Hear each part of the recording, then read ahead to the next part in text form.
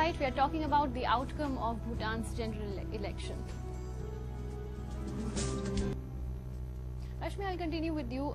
Other than, of course, mishandling of relations with India, what were the issues that dominated these elections? I think the major issue was the economy, and the subsidy cut is just not a question of the LPG costing, the gas cylinder costing more from 400 something to it goes up to 1000 plus. It does not, or the kerosene costing more, it's just not that, which was given by a Ministry of External Affairs, that was discontinued. So the impact of that is 910 million Bhutanese which is a huge impact. And then they said that the excise duty refund, Government of India said that external excise duty refund will not be given to the Bhutanese. And Bhutanese earn a lot in millions out of this refund. They export more than 80% of their products to India. So basically it's like sinking that economy. So the people realize that if this hits us, it will be a very bad situation, and the Bhutanese currency is pegged to the Indian rupee. So 1 NU is equivalent to 1 Indian rupee, and right now there is a crunch of Indian rupee, so much so there is a thriving unofficial market in Bhutan, and the Bhutanese NU is being traded at discounted, people are offering a discount price just to get hold of that rupee. So that is a post 2011 there has been a huge mismanagement of the economy. There have been project overruns. The Puna Changshu project, which is a very important project, 1200 megawatt project, it was supposed to be complete. It's not on schedule. Position. So I would once again reiterate what I said earlier. We must be very careful and should avoid such situations where such shocks appear. It should be a predictable, steady relationship. There is so much at stake for both the countries. So I can't say, there has to be some degree of thought having gone into this, otherwise this can 70% of the budget. It's the single biggest revenue contributor to Bhutan's economy. So their fortunes are in a way tied to these power projects, and we have to have a mechanism where these power projects do not ever become a subject of dispute or controversy. There are other ramifications, not just with Bhutan, because as and when hopefully a more friendly or a more understanding government is there in Nepal, all along we have been saying that look at the Bhutanese model, this should be applied to our relations with Nepal for the hydropower. So therefore the Nepalese must clearly see what benefits come out of this, and it is free from such shocks. Now Bhutanese are extremely nice and easier people to deal with compared to our Nepalese friends, who dealing with them is an extremely complex business. So if we have that thing at some opportune time in mind in future, we should pay greater attention and be more sensitive. Now, there were, as Rashmi mentioned, there were other issues, corruption in particular.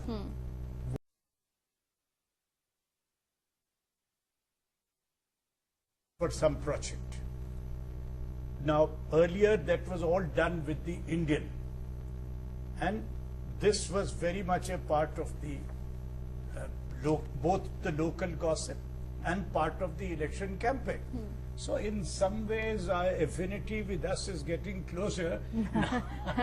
Now the corruption issues. Senior officials at the ministry have been at pains to try and explain, they've obviously been slapped very hard in the face, because whoever took this decision, and the MEA claims that the IOC did it on its own. Right. They were at pains to explain that a great deal of the excise refund was actually sent across in the last week of June to Bhutan. Whoever made this particular mistake, given the fact that a great deal of Bhutan's, GDP is perhaps higher than India's in terms of actualities. The government of India is facing a lot of financial constraints, every ministry is having to cut back on its budgets. Now, while this was a particularly silly example of 50 crore rupees being, withdrawn, that was just plain silly and not thought through.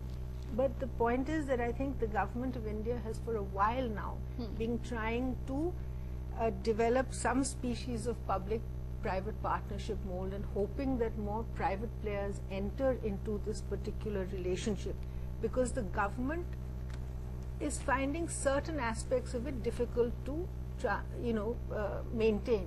3,600 crores, I think, was the amount of rupee subsidy that the government of India gave over the 10th Bhutanese plan. And this is completely excluding the power projects. Right. So there has to be some kind of balance, as it were, between the expectations of Bhutan Okay. and the Over the former Prime Minister's outreach to China. Stay with us.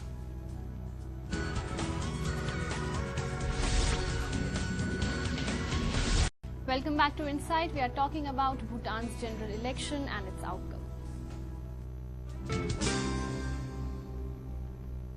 Ms. Roy Chaudhary, if we could continue from where we left off, how important is the China angle? Because many feel that it was some kind of a warning given to Bhutan against any outreach towards China.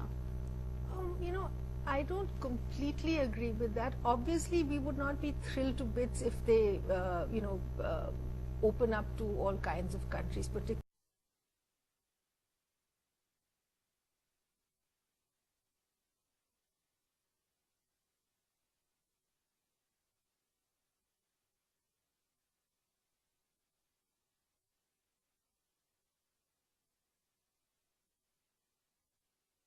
would have troubled India as much as is being made out to be. Bhutan at this stage apparently does not have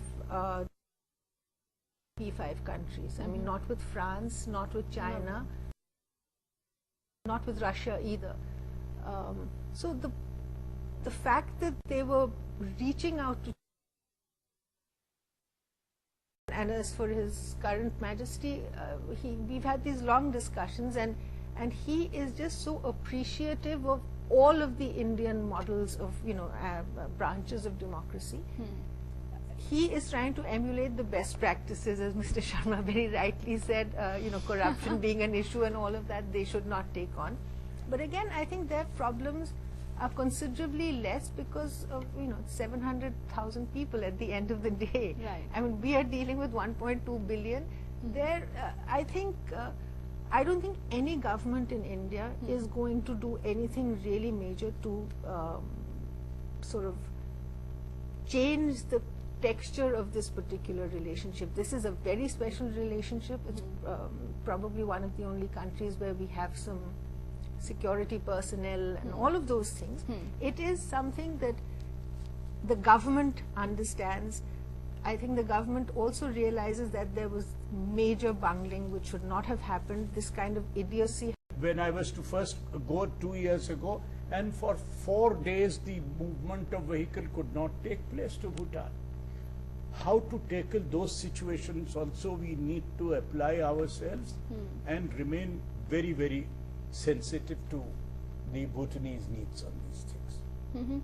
But Ms. Roy Chaudhary, we understand Bhutan is slowly opening up in to turn in any direction.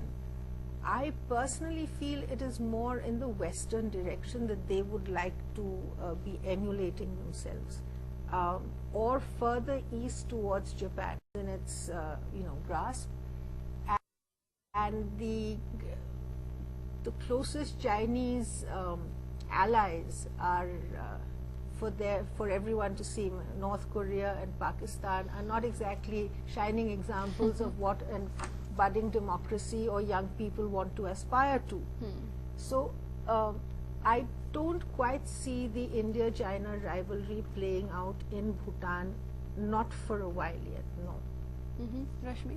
If we have to counter the China factor in Bhutan, I believe this very strongly. We have a cultural linkage, a cultural background, a heritage with Bhutan to cement a hydroelectric project by 2020, and this is what is known as green power, environmentally favorable, because you're not putting up, you're not damming the river, or you're not creating huge storage capacities which flood land tracts and things like that. So you're an alternative, you would relieve the pressure from our own Himalayan states, and you could have a healthier, environmentally friendly alternative. The second point, which Ambassador Sharma mentioned earlier, which I would like to expound upon, is organic farming.